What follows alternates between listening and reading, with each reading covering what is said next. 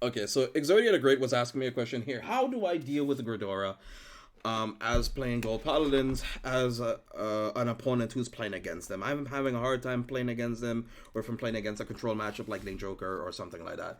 So for people who are having those type of issues in premium playing against them, I'll tell you one thing: they if you're going to be playing gold paladins or decks that superior call a whole entire lot, that is going to be an issue that you'll have to deal with for a very long time.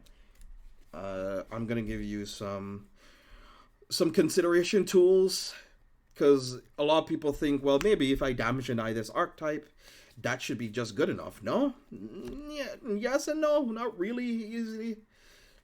The thing is about Gridori though, they have a couple of cards in their arsenal that allows them to countercharge a decent amount. Which is these two here, which is the Stealth Millipede and the, I can't remember its name fully, Mutant Gentleman High Class Moth. These two cards allow them to put a normal unit to the bottom of the deck and countercharge one, and this one allows him to on hit countercharge one, puts himself into the soul, and its other skill is if a rear guard or if a rear guard's in the same column as this, do not stand. And I think they don't stand for anything or just the stand phase.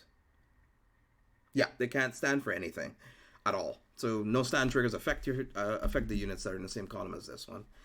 And then of course you do have the stride of Gredora here, which locks you from out of the game, being able to G-guard, a whole lot of like very nasty effects where the Mafia can, they're basically squeezing you for money.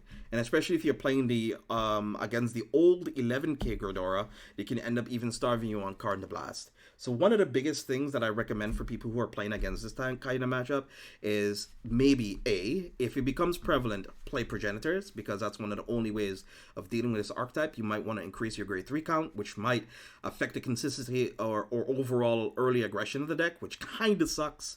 Some decks can do it, some decks can't. You'll need to figure out which way your deck swings. It's a whole lot of testing you'll have to do.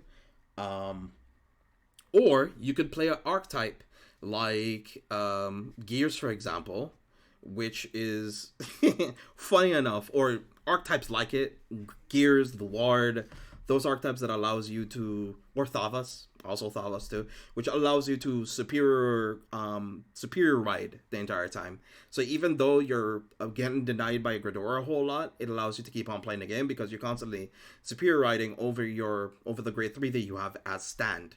Because it doesn't stop you from superior, it stops you from superior calling from out of the deck.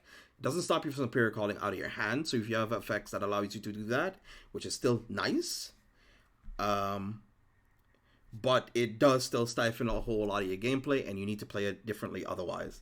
One of the other advice that I also gave him to as well was that if you're playing against this kind of matchup, do not, unless you want to, if you want to pre-commit some of your units, you want to try pre-commit them maybe here somewhere in the back row, and then move them up when you're ready to attack, you're ready to go for aggression, or you don't really care about them getting sealed away, right? Or if you're playing something like if you're playing a Force Clan, make sure you put them here. If you're playing an Axel Clan, keep them in your hand so then you can put them in the Axel marker so then you can keep on attacking with them, or you can keep them for shield.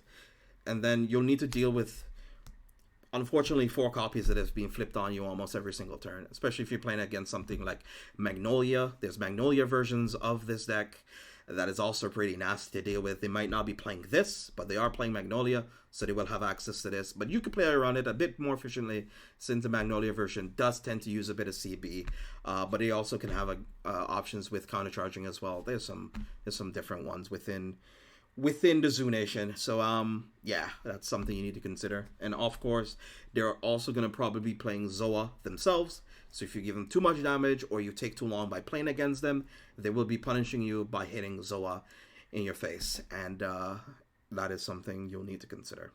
So that's it for me. That's sort of like, I don't know, a TED talk or tip talk about how to deal, to an extent, deal with Gredora. I'm not an aficionado. I kind of casually play the deck, but these are some of the things that I picked up when I was playing it or playing against it or playing with it, or my experience that I picked up when, encountering this deck a whole lot in the European national tournaments. So that's my own experience. So be awesome, stay awesome, guys. Have a wonderful day. Thank y'all for tuning in and stopping by. Hopefully, this could be helpful to somebody, if anybody. If you like any more of these, I don't mind doing these. If you have like, hey, how do I deal with X archetype? I don't mind doing more of those. All right, take care.